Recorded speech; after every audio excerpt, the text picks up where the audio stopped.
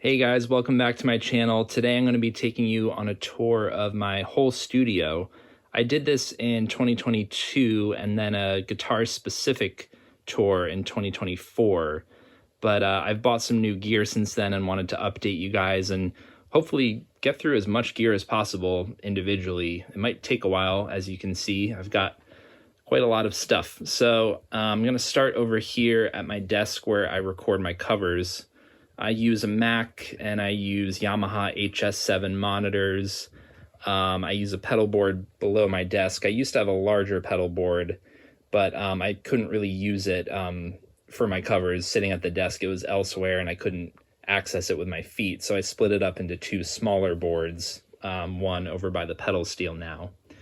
I use a Focusrite Scarlett 8-channel interface for recording. Below that, I have a Universal Audio LA610 compressor that I don't really use for no specific reason. It's great, but I just haven't gotten to know it yet. Need to sit down and learn it. This is a Tascam Portastudio cassette tape recorder from the 80s or 90s, and similar to what Bruce Springsteen used on Nebraska, his lo-fi acoustic album. So I don't use it for covers necessarily, but it's great for original stuff if you need a really lo-fi, cool tape sound. I've got some decorative wall art. This is a really special piece to me. It's from New Mexico, a shop called Rainbow Man in Santa Fe that has a lot of skeleton weird art. And I'd been going there since I was little, so I've seen this exact piece since I was really young, and I've always looked at it, so I bought it like 10 years ago, and it's really special to me to be able to look at it every day.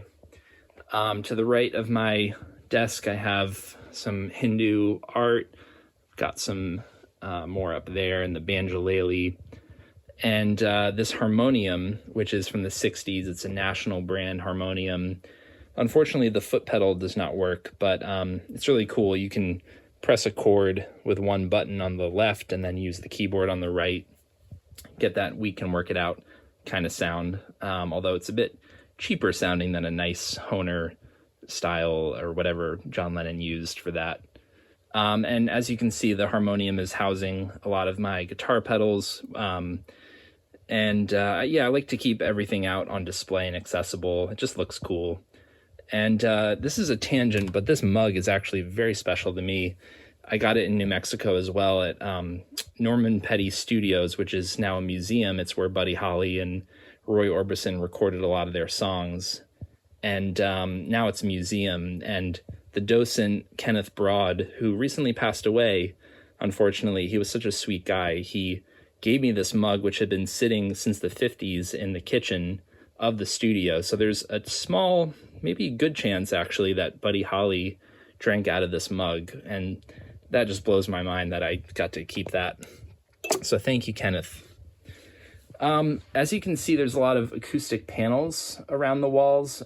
These are from GIK Acoustic, and they are absorption acoustic panels that deaden the sound of the room, which is really important. It's a rectangular room that would be very echoey and reflective without all this stuff. So the white ones are absorption panels, but these yellowish tan ones are diffusers, which scatter the sound to make it a little more natural. So the combination of the two, making sure every little corner is covered. These are ceiling cloud absorption panels. Just really helps. So I recommend checking out GIK because you can custom order, different colors and sizes. This is a original 1960s Palladium Beatles print that I got framed recently, so it's cool to have an original 60s one. And as you can see, all the guitars are on the stands. These are Hercules tri-stands, and I just got to keep buying more because I have so many guitars. It's a real problem. Here's my new pedal steel, and there's all the guitars. That's a bass trap in the corner, so that absorption panel actually specifically targets the low end. And quickly going back to my speakers, the monitors in the desk, I actually took a laser when I started building the studio and pointed the laser from that speaker cone to make sure that it landed exactly on one of these absorption panels, so that when I'm mixing music with the speakers, it's not hitting, dead wall space, like a reflective wall space rather. So it's hitting one of the absorption panels, which is really helpful. Anyway, this is a really cool photograph that my dad actually took of Stevie Ray Vaughan at a concert in Long Island in the 80s. And not many of you will have ever seen this photo because my dad took it, and it's not like in museums or anything like that. So it's really cool that he got to meet Stevie, and he's wearing a cool Muddy Waters shirt there. I've got boxes of percussion stuff in there, tambourines, shakers. This is the drum set that I use. It's a Pearl Export series that belongs to my brother-in-law, and it's pretty cheap and does the job. It's great. I've got some Zildjian cymbals, 1960s Sizzle, A-series Ride, and an 18-inch A-series Crash, and Sabian, just simple cheap hi-hats. There's my sitar, and this is my humidifier that keeps everything nice and humid. Otherwise, my guitars would need a lot more tech work. And let's see, here's my amps. So from left to right, I've got 2010's AC30 C2X with Alnico Blues in it. I've got a 2008 Deluxe Reverb that I put a Utah speaker that actually originally was in this 1974 Silverface Pro Reverb, which now has Weber 12-inch speakers in it. So one of those original Utahs is now in the Deluxe, which I bought from my buddy Jacob K. And then this is my 1965 Fender Bassman, all original, one of my favorite amps, and a 1962 Tweed Champ Fender. So big fan of Fender amps, as you can tell. And then this print is really cool. It's from Look magazine in 1968, had foldouts of the Richard Avedon prints of the Beatles. So I got that framed, and then on the back is the black and white picture that Avedon took of them. That's about it. Here's some of Paul O'Leary's Guitar Gear Connection strings, of course. And yeah, I'm gonna take you through individual guitars now. All right, so I'm going to start with electric guitars, and this is the first electric guitar that I owned. It's a 2005 Gibson Les Paul Standard. I bought it new in 2005 in a guitar shop in Richboro, Pennsylvania, and it's been with me ever since. It's really one of my favorites. I've modded it over the years.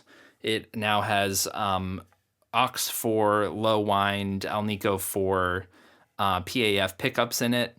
And I added knob pointers and this amber switch tip. It used to have Burstbucker pickups in it, which were amazing too, but wanted something a little more vintagey.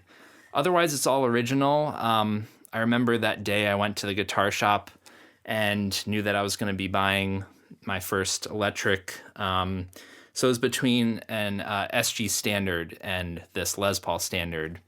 I was really into Angus Young at the time, so I thought I might get like a black SG, something like that, but this won out by a little bit because the sustain is just incredible. The low-mid warmth that it has to it and the feel of the neck. It's got a 50s style neck. It's just perfect to me. I've played a real burst before, a 1958, and this honestly, to me, compared pretty well. This is not a custom shop or anything special like an R9, but maybe it's just because I've gotten to know it over the years so well. It just feels right in my hands, but I just love the sustain. The lead playing on this is just probably my favorite. If I need a good rocking lead track, this is the go-to. All right, my next Gibson to show you is this 1970 Gibson SG Special, and this obviously is inspired for me by Pete Townsend. He's the reason that I got this. Pete Townsend used an SG Special with the P90 pickups on Tommy and Live at Leeds, and he's one of the reasons I play guitar, and Tommy is one of my favorite albums. So this was a dream guitar for me. I got it in 2020 at Rudy's Music I'm wearing their shirt actually, in New York City. And it's almost all original. The pickups are original. The tuners have been replaced with accurate button plastic Kluson tuners. Pete used Grovers, and at some point I might make the transition to Grover tuners, since these aren't original anyway. But otherwise, it's all original except for the bridge. It's a compensated lightning bridge, which just helps with the intonation a little bit more. It looks accurate vintage-wise. It's just a slightly different adjusted saddle placement and stuff like that. But yeah, so it differs from a Gibson SG standard. It doesn't have the humbucker pickups. It has P90 pickups in it, and it has dot inlays, and none of the fancy, stuff that an SG standard has, but it does have this vibrola whammy bar like SG standard from the 60s sometimes would have. But yeah, this thing's really lightweight, and it's got a really interesting neck. It's got the smaller nut width because it's a later Gibson, but it's got a really chunky back of the neck, so it's easy to put your whole hand around. It's got a small, nut width, but the chunky back of the neck, it's really easy to play.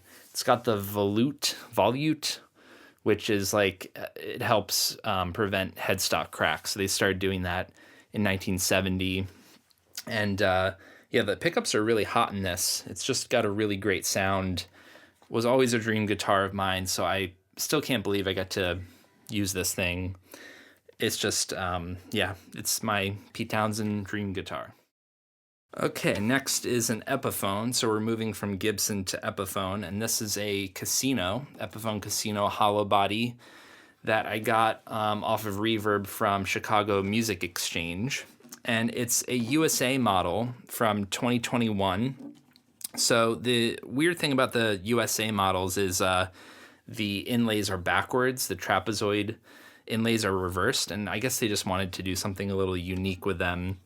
But yeah, I've kept this pretty original, except I modded it with the Bigsby B7. So you'll see my earlier covers had the trapeze John Lennon bridge to it. But yeah, this is a royal tan finish. The USA model came in the normal sunburst and then royal tan. Although the normal sunburst had black P90 cover pickup covers on it, is what I meant to say. So it didn't look exactly right, and the royal tan one came just like this with the chrome covers, which I preferred. And I thought that the royal tan looked really cool, like George Harrison's, slightly faded sunburst. His wasn't a royal tan, but in the 60s they did make this color, and it's a really beautiful guitar. It does have the earlier 60s headstock like Paul McCartney's did or Keith Richards.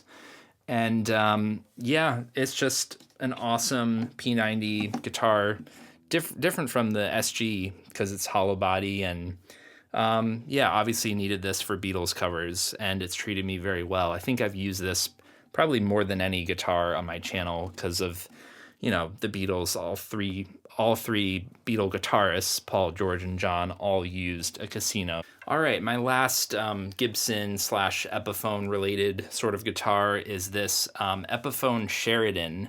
It belongs to my brother-in-law. So my wife's family, all her siblings and her, all play music or used to play music, and a lot of their instruments sat in storage for some time. So graciously, I've been able to, use them, and this is a really cool example of one of those. So it's an Epiphone Sheraton. It's kind of like a 335, but a cheaper model, but it's really nice. I've used it on one or two covers on my channel, and it's got slightly different inlays from like a normal 335, but it's semi-hollow. I changed the knobs and the pick guard to be a little bit closer to like a 50s, 60s 335 look, but it's awesome. There's not much more I would do to it because the pickups are really great and it stays in tune, and yeah, it's just got that 335 kind of sound. I might at some point get something nicer like a real 335, but until then this really does the job. Okay, moving on to Fenders. So this is the second ever electric guitar that I owned. It's a 2007 American vintage Hot Rod Fender Telecaster, 52 Hot Rod Telecaster. And I've done some little things to it to make it look a bit more like a 1952 Tele, which is really my favorite guitar of all time. I've gotten to play one real 52 Tele, and they're the real deal. Blackguards are just so cool. And Bruce Springsteen, is my main inspiration for wanting to get one of these. So anyway, the American Vintage Hot Rod series, I bought this new in 2007, and it came originally with a Seymour Duncan mini humbucker pickup in the neck and a slightly hotter bridge pickup to match the hotness of the humbucker. Kind of like a broadcaster, I guess, sort of output. I'm not really sure, but either way, I got rid of those pickups and put in Nocaster 51 Fender Custom Shop pickups so that it kind of matched. The bridge pickup was a little too hot for the Nocaster neck, so I just bought another of that set, the bridge pickup part of that set. So now it matches. The only other thing I really did to it is this switch tip. I made a top hat, and that's because Bruce Springsteen, his Blackguard had a 60s top hat toggle switch, which I love. George Harrison's, Rosewood Tele also had that, 60s toggle switch. So it's an homage to that. It's really comfortable and light. It has a 9.5-inch radius, a little bit more modern, and a satin back of the neck. So it's very comfortable to play, although I have kind of acidic sweat and it kind of gets gunky. So I have to clean it often. But I would say this is actually my favorite electric guitar of all the nice, cool stuff that I own. This is just what I'm most comfortable on. Teles are so simple and so beautiful. And the only other thing I should mention is I had to change the pick guard because of the cavity, of the mini humbucker with the Seymour Duncan. So it's a new pick guard, new pickups, different toggle switch. But other than that, just a really solid, there's nothing fancy about it, Fender American Telecaster, but it's mine. All right, so this is a Sonic Blue Custom Shop Fender. Specifically, it's a Fender 1963 reissue Journeyman faded Sonic Blue Custom Shop Strat. And you'll see it has a lot of cool checking and marks and stuff. Very sanded down back of the neck. And it's absolutely gorgeous. My third ever electric guitar was a Sonic Blue Strat, but there's a weird story to it. So when I got it in the mail, obviously the Beatles were a huge influence on why I wanted a Sonic Blue Strat. And when it came in the mail, the finish was green. It was really odd. The reason for that is that these, vintage reissue guitars use nitrocellulose lacquer, and when it sits in like a shop window and there's light coming through and it hits that nitro lacquer, it yellows. So if you have a white Strat, which yellows over time, it will be yellow. But in this case, the Sonic Blue plus yellow, blue plus yellow is green. So when I opened it up, it was this kind of surf green looking thing, which was kind of cool. And I put a maple neck on it because I was like, surfy 50s kind of look. Let's change it up, make it look cooler. And I love that Strat. It was an American vintage reissue, but it never scratched that itch for a real Sonic Blue look. So eventually I traded it, and this one is a 2022 custom shop model that I bought, I think in 2023 or 2022 rather. I bought it new pretty much, but it's so fantastic. It's just, gorgeous to look at, obviously. I did change out some of the stuff on it. I changed out the pickups for Fender American Pure Vintage 59 pickups. It originally came with Fat 60s pickups. And the reason I did that is my previous Strat, the green one, had Pure Vintage 59s in it. And I just love that kind of weak, low output, quacky Strat sound. So I put those in there and changed just the pick guard and the plastics because it was a little too like tobacco-y, aged, relic-y. And I wanted it to look as close as possible to like the Beatles one. So I think I did a pretty good job. Other than like the check marks and all the relicking, it looks pretty dang close to like a, mid 60s Sonic Blue. Here is another Strat. It's actually a Squier Strat that I bought, I think 2 years ago now, I want to say. So I think it's a 2024 classic vibe 50s, maple neck Strat. It's very simple. I just love Buddy Holly and really just wanted some sort of 50s-y Strat.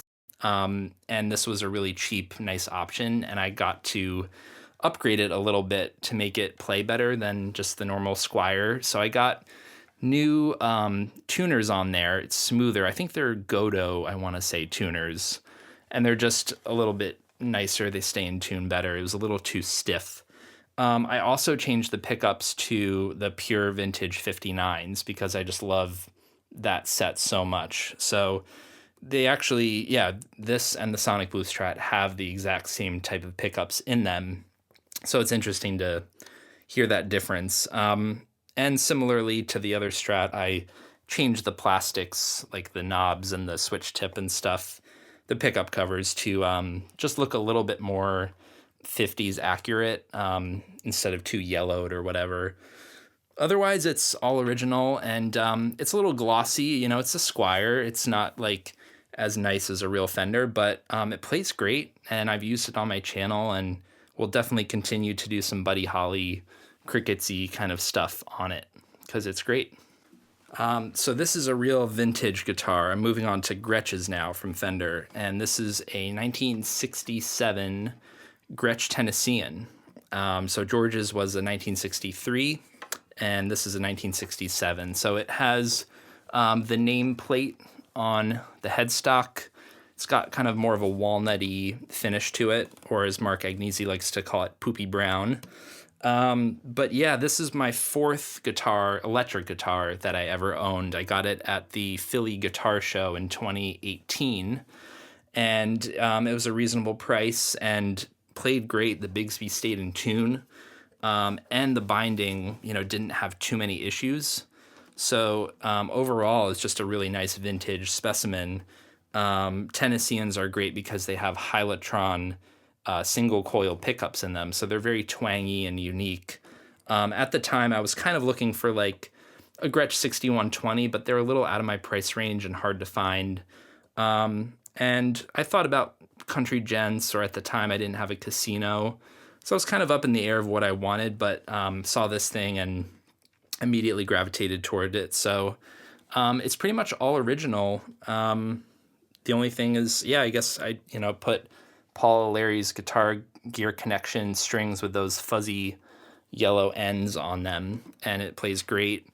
There's not much else to say. It's lightweight, twangy, and exactly what you want a Gretsch to be like.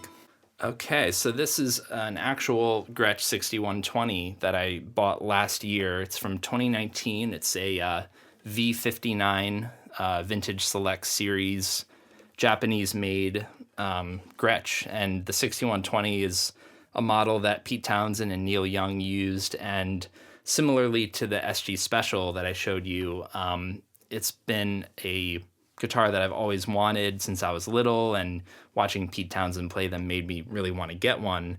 Same with Neil Young. And so I finally got to get it, and it's just beautiful to look at. It's all original. It's, got the TV Jones pickups in it and a lot of chrome hardware. I was very selective about which model I wanted because a lot of the new reissues have gold hardware, which wasn't really true to the original 60s. So this just looked exactly like I wanted, and it's just gorgeous, and I can't stop looking at it or putting it down. Just a dream guitar that I always wanted, and now it's mine. So this is one more Gretsch that you probably have never seen before on my channel. It belongs to my wife when she was learning guitar. It's a Gretsch Corvette, Electromatic, new, I think it's 2008. So it's like a Electromatic cheaper series, but really cool Gretsch guitar, solid body, kind of short scale. And I think it's the 125th anniversary so I guess 2008. And it has, Filtertron. I think they're actually Megatron Gretsch pickups in it. And Bigsby. Unfortunately, the input jack is broken, and I've never really sat down and plugged this thing in. I've played it acoustically, and it's great, but I need to get that fixed because it's a really cool guitar, and I'm sure I can find some sort of cover on my channel to use it for. But yeah, not much else to say. It's just something else that you probably haven't seen in my collection that I'm hoping to revive soon. All right, moving on to Rickenbackers. So this obviously is a George-inspired model. It's the 36012, the 12-string Rickenbacker that he used on A Hard Day's Night and Beatles for Sale and Help. So this is a 1999 reissue. It's a V64 model of the 36012. And the V series, the V64, spanned from 1985, I believe, to about 2000, 2001, and then was taken over by the C63 series. So the V64 is slightly less accurate than the newer C63 model. You'll notice that I said it's a V64, and George's was a 1963, so they already got the year a bit wrong. But, George got his in 1964, so I see what they were getting at. But either way, the V64 is a little bit different. It has greenish kind of inlays, whereas the C63 will have a much more white inlay, and the headstock shape is just slightly different.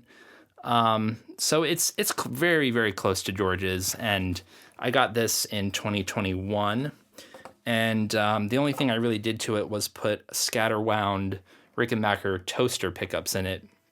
The V series came with a hotter toaster pickup, so it looked the same, but they were much warmer sounding, and it just wasn't as vintage accurate and bright, so I changed those pickups. But yeah, it's the only 12-string electric that I own, but you don't really need much more than this because this is the quintessential 12-string electric, chimey British Invasion sound. So yeah, I love this thing. All right, and then the last batter up of all the electric guitars is this Rickenbacker 1997, and this belongs to my buddy Jacob K. So he's lending this to me long term, which is so sweet of him. And it's from the year 1996, but the model name is a 1997. So it's very confusing, but basically it's a Rose Morris Rickenbacker 6-string. Looks very similar to my 12-string, but it has the F hole as opposed to the cat's eye hole of the 12-string that I have. And it's got toaster pickups in it and a very glossy fretboard. And yeah, Jacob, I believe he got this. I think his grandmother helped him purchase it. Graciously, he let me borrow this for my channel. So I'm using it for a lot of Pete Townsend Who covers. Pete used one of these. Paul Atkinson used one in the Zombies. And so I'm doing some Zombies covers on it too. It's very lightweight, and I put flat wound strings on it. And I need to use it more because it's just so cool. It's a real nice 90s reissue Rickenbacker, and these things are pretty rare. All right, moving on to basses now. So this is a 1978 Fender Precision bass that I got at Rivington Guitars in New York City in 2018 for my birthday. And it's a really awesome bass. 70s Fenders are hit or miss, but this one's a really nice one. It's very heavy. I used to have flat wounds on it, and I liked that because of Klaus Vormann and a lot of, great 60s records with flat wounds and a P bass. But I wrongly assumed that John Deacon, who from Queen, who is my favorite bass player along with McCartney and Entwistle, I assumed that John used flat wounds because a lot of internet forums say that John used flat wounds on his P bass, but actually listening to isolated tracks, it's very clear that he used round wound strings on his P bass. So I've recently moved to round wound strings on this because John Entwistle from The Who and a lot of great 70s artists that I like also used round wounds on a P bass. So it's to me, very inspired by John Deacon. I actually changed the pickguard to a tortoise shell, and I did that because of Klaus Vormann and John Deacon both had 1960s natural, well, they stripped their sunburst P basses down to natural finish, and theirs would have had rosewood fingerboard on it. So it's slightly different, but, the pickguard is a tribute to them. And this does have replacement pickups in it, 62 reissue Fender P-bass pickups. Otherwise, it's all original. I do have a bridge cover that has mutes in it. That's an original bridge cover. But yeah, this bass is just awesome. No matter what strings I put on it, it always sounds really great. Okay, and then this is another Fender sort of bass. It's actually a Squier, but it's a bass 6 model, so a 6-string bass. And I got this, I think, in 2021, early on in my channel, and used it for like Helter Skelter and a lot of Beatles-y stuff. The Beatles used a Fender bass 6 that looked very similar to this with the block inlays, but this is a Squier. It's a classic vibe. It's really nothing special, but I put labella flat wound strings on it, and that's literally all I've done to it. Otherwise, it's all stock, and it sounds so good with the flat wounds on it. Yes, like shockingly good for a Squier. I really recommend getting this model if you want a 6-string bass sound. They're really interesting. Kind of like a baritone sound. You just get something totally different out of them than a normal bass. You can use them like a guitar and put some tremolo on it, put it through like a clean amp, almost like a guitar. And it's just so cool. It's got a very thick neck to it. It's still a Squier, so it's like got some, little sharp frets, and like, it's not perfect, but I would say stock, there's really not much more to mod on it. It's just really awesome. So I love this thing. So this is one that you've definitely never seen on my channel, because I've never really played it in a cover. It's a Squier jazz bass that belongs to my brother-in-law, and made in Indonesia. It's like a 70s maple thing that I really don't play that much. Maybe in like teaching guitar lessons, it's easy to just grab.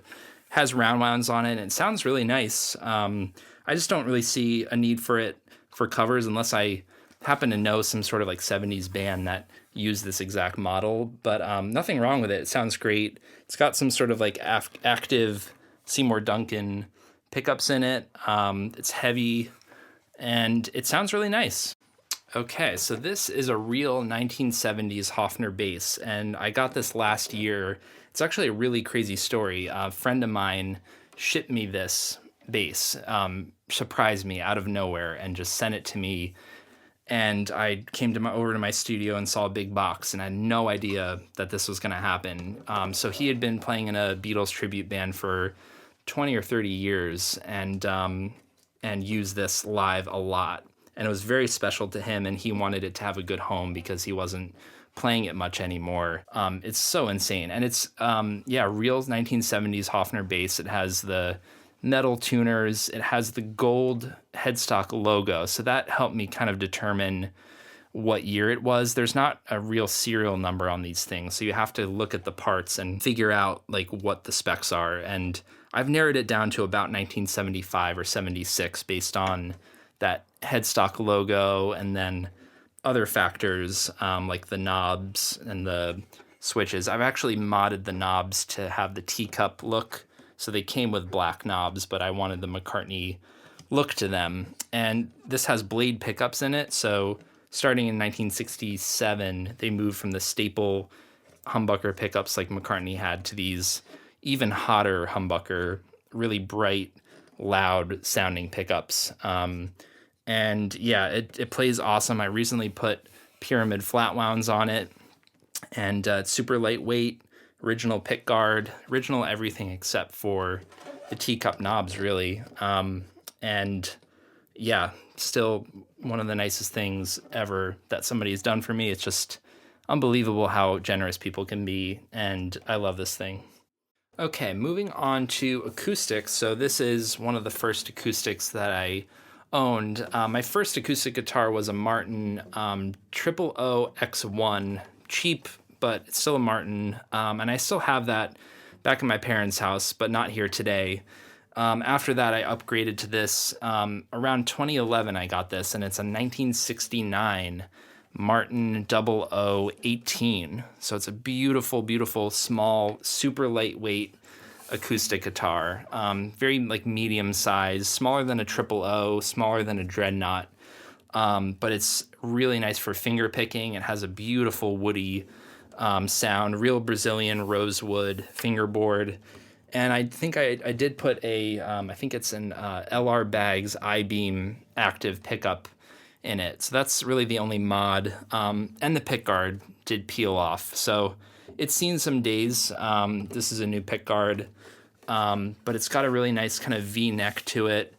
And it's my only real Martin other than that other one I mentioned. And it's, yeah, one of my most prized possessions because I've played this longer than any other acoustic guitar. So moving on to a Martin copy. This is actually my most recent acquisition in my collection. It's a Morris W35. So it's a copy of a Martin D35, although it's also kind of a Martin D28 copy. As you can see on the back, it only has one split down the middle, whereas a D35 would have had two.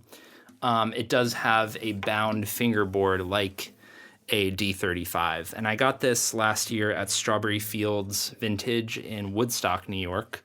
And it's a really beautiful, bright sounding acoustic. I did want a Dreadnought Martin eventually, and this really scratched that itch. It's just got such a beautiful tone. It does have a laminate top and ladder bracing, so it's not like the exact specs of a real Martin. It's not the same build quality.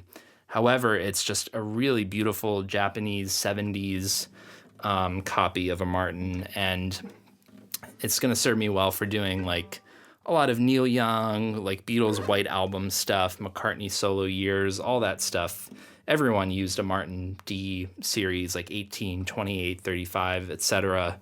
at some point, and this is, yeah, my favorite new toy. Okay, moving on to Gibson acoustic guitars. So this is a 1956 J-45 Gibson acoustic.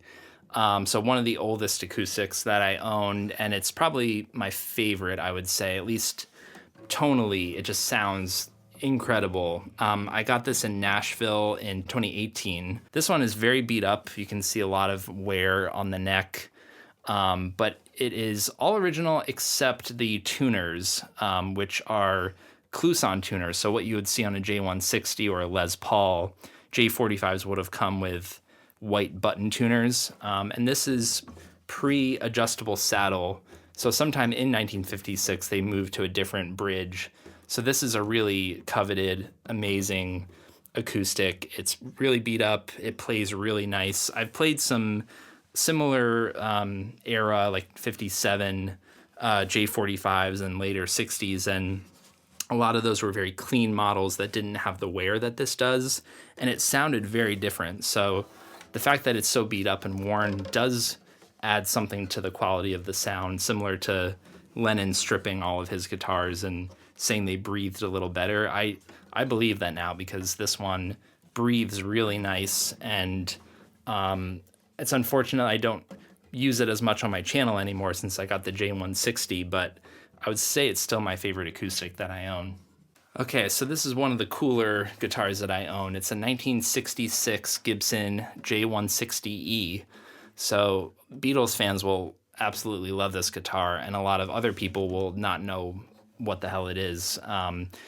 It's an electric acoustic, so it has the P90 in the neck position. So it's a real acoustic. It's what, you know, John Lennon played on A Day in the Life. It's an incredible sounding guitar, but they made the top laminate so that the pickup electrically, it wouldn't feed back as much, which does affect the sound, and some people don't like, collectors will not like this as much as like a J45.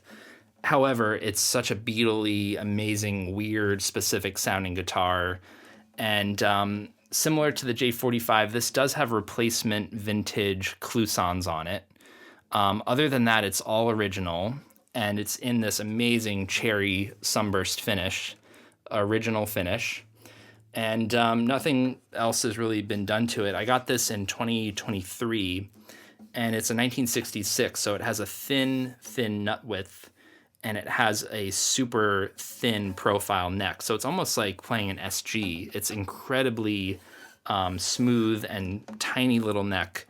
And it's just awesome. You know, I love Please Please Me a lot. That album, it's one of my favorite albums. So to be able to get like There's a Place and Do You Want to Know a Secret, those woody tones on like a J160 is incredible. And this thing is just so clean and beautiful to look at, and an original, amazing historical example of a Gibson 60s era guitar. This is another 1960s Gibson cherry sunburst guitar, although this is a refin. This is a 1967 Gibson B-25-12 12-string guitar that I got on that same road trip to Nashville in 2018, and this one's from Gruhn's Guitars, famous guitar shop. And it was previously owned by Tommy Shaw of the band Styx, the lead guitarist of the band Styx.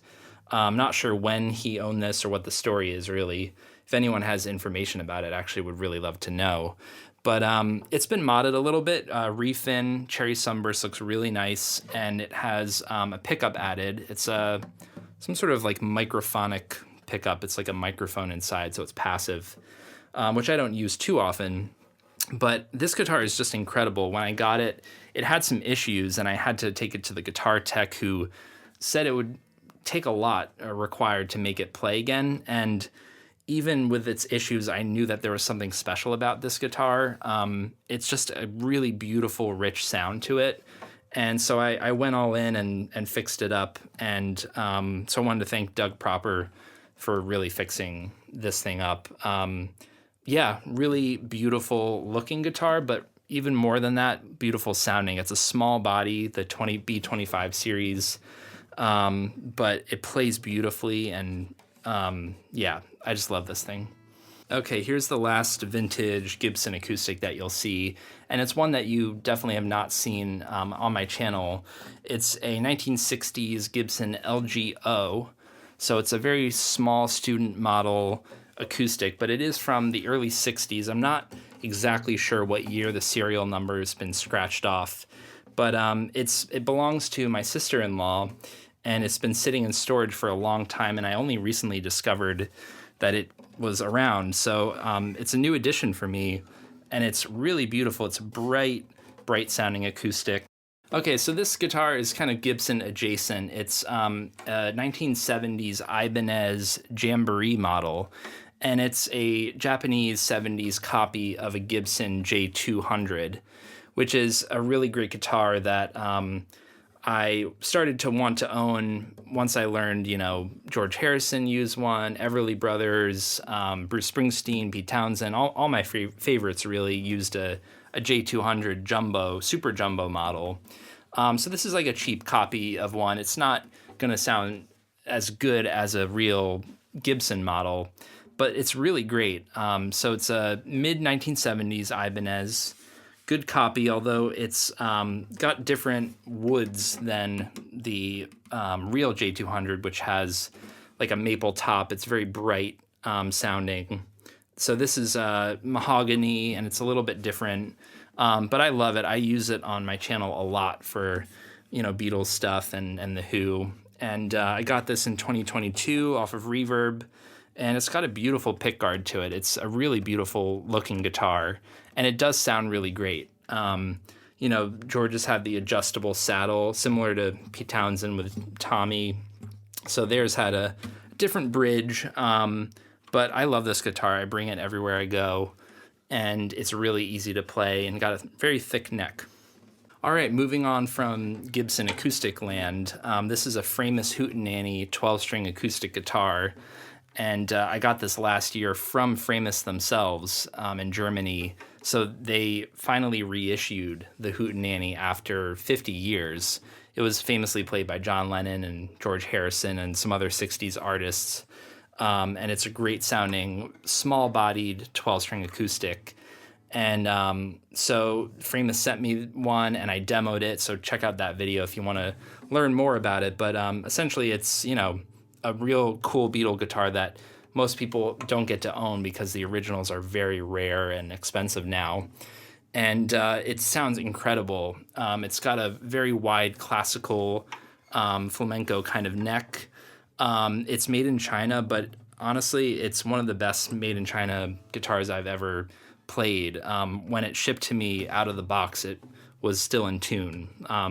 It just played perfectly the first chord I played on it. It's got a beautiful flame top to it.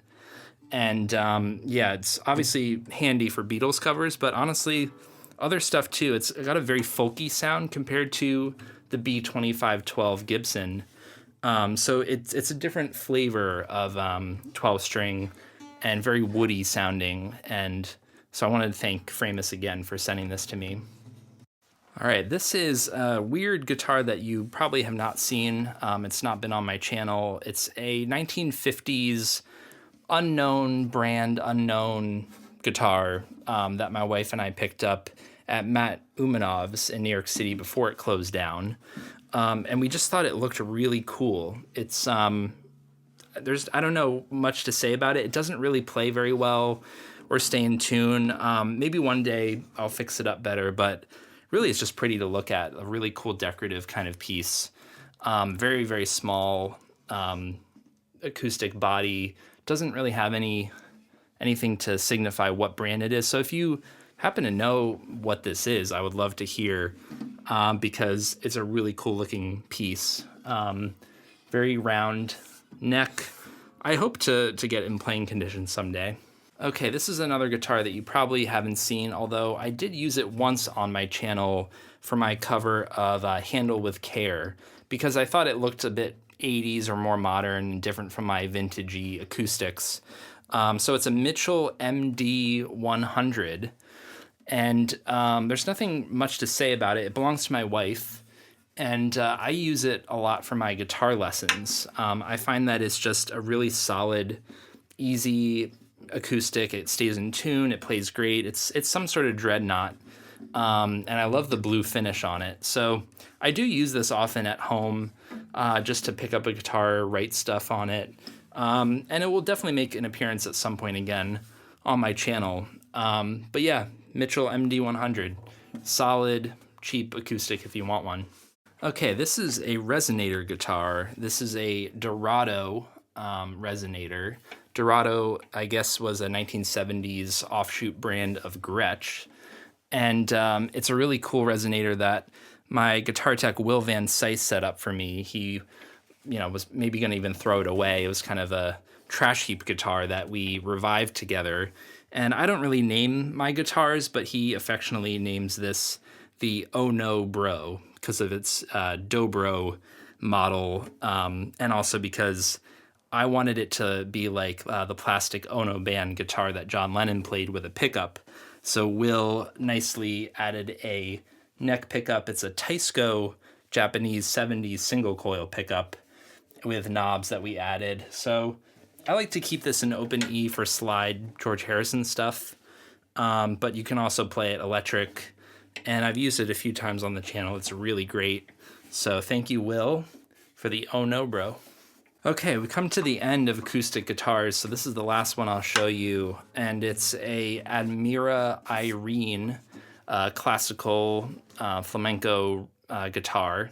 I bought it new in 2020, and it's a very cheap model that I bought on Reverb. Admira's a real Spanish company, so thank you, Admira. They make really affordable guitars. You can buy them on Reverb for $300 or $400, and I just needed a classical that could do some basic stuff. So I've used this surprisingly often on my channel, and yeah, not much else to say. It's a nice classical guitar, does the job, and Admira Irene, very nice model. I almost forgot to mention this Sigma acoustic guitar, which my dad found at a flea market last year and got a really good deal on. Although the truss rod or something with the neck is broken, so that's why I'm not really showcasing it much, but Sigma was a great subsidiary brand of Martin guitar. So it's a pretty good build quality, and I like the stains on the top. The back is really pretty too.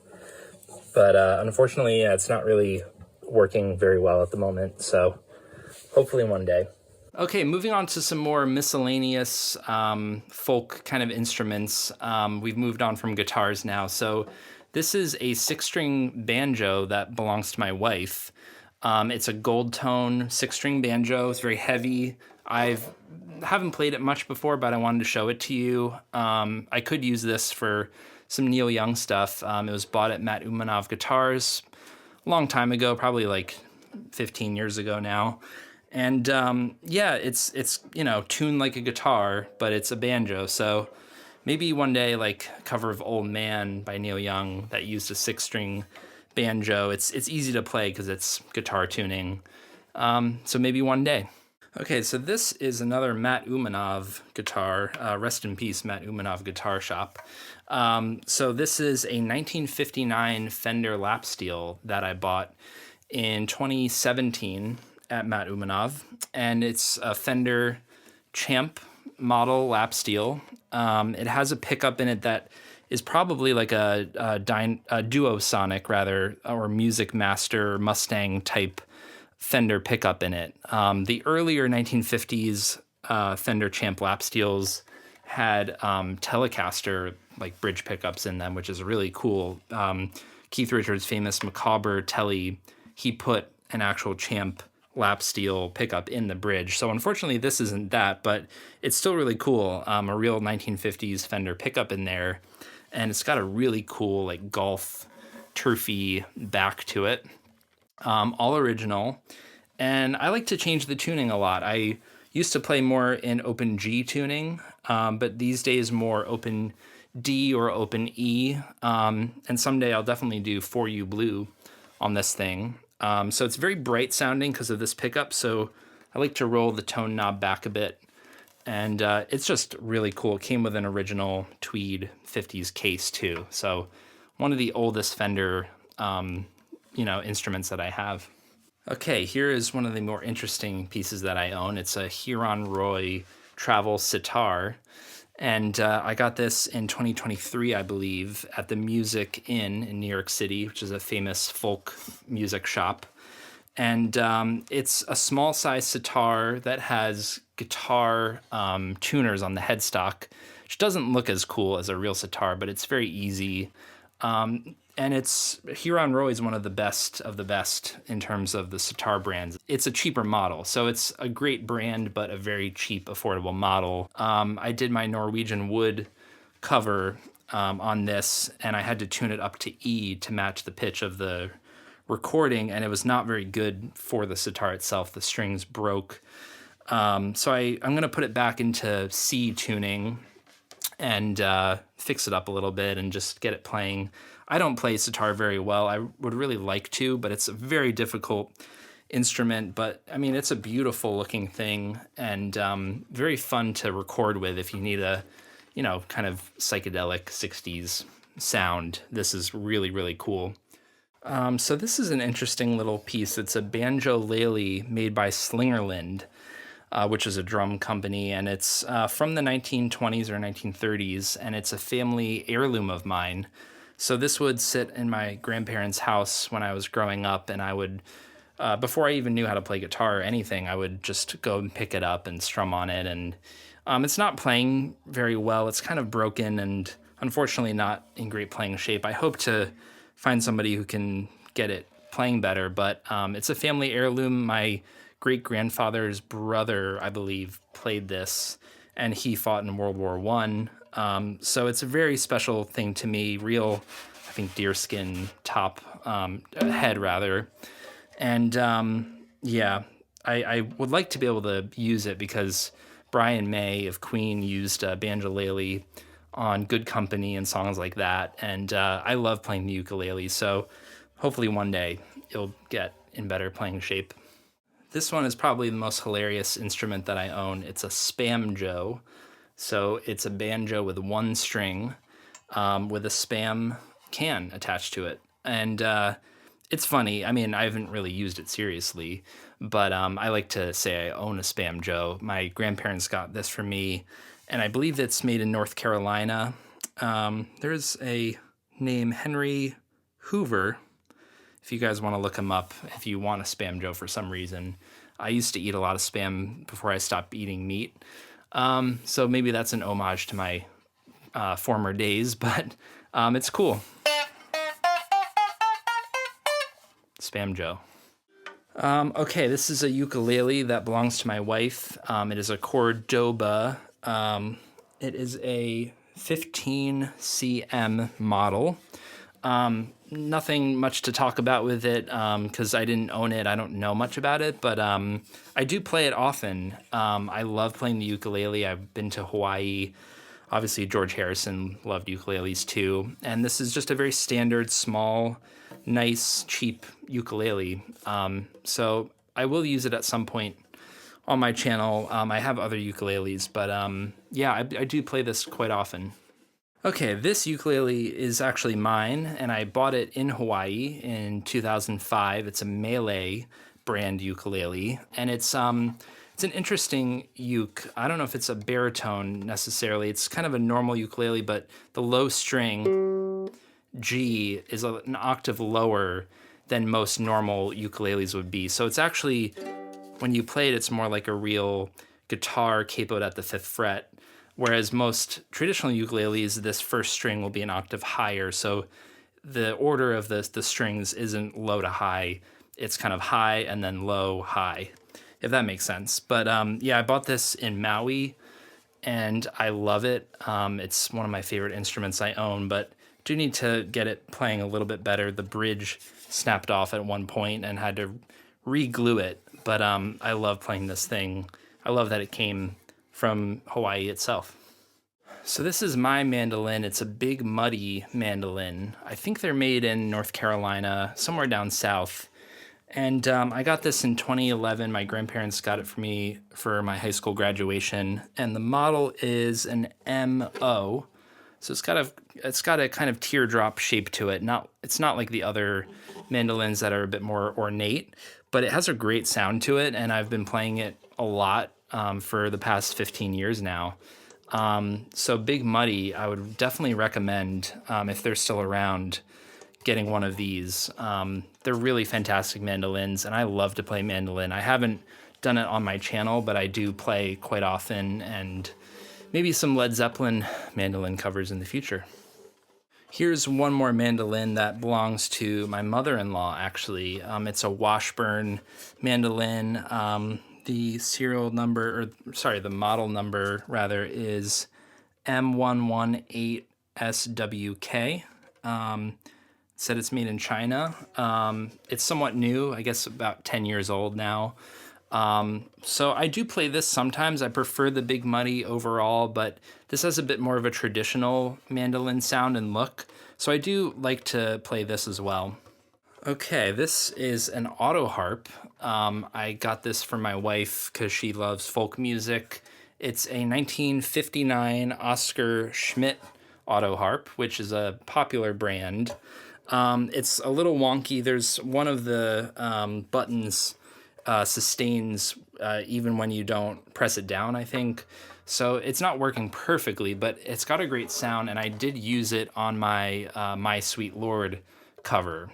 Subtle auto harp stuff on there, but these are really fun instruments if you never played them, because you just press a button and strum like a guitar. The Carter family and Joan Baez and people like that have used auto harps a lot. So they're a really, really cool instrument. Yeah, I'd recommend trying one someday. All right, guys, I'm almost done. I have 2 more things to show you, and then I'm saying goodbye for good. If you've stuck with me this far, I don't know how you're so patient. But anyway, this is a pedal steel that I bought in 2024.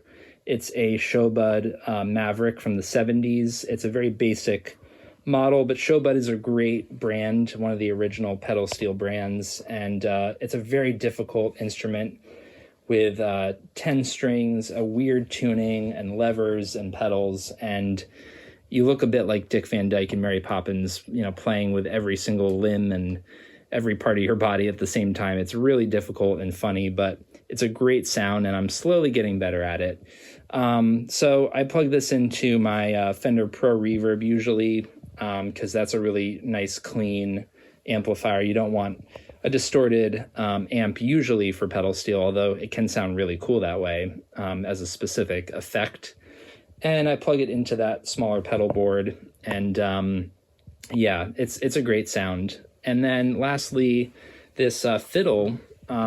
I actually do play a bit of violin and fiddle. It was my first instrument when I was 4 or 5 years old, and this one I bought during college. I was taking a fiddle course just for a semester, so I'm really not good. I do play mandolin, so it's a similar tuning and fretting, but it's a very difficult instrument, and I haven't picked this up honestly since college, but I wanted to show you guys just everything that I own. So anyway, maybe one day I'll get back into fiddle, but thank you for sticking with me. Thank you for checking out my studio, sticking with me through this long video, and thanks for supporting my channel, guys. Take care.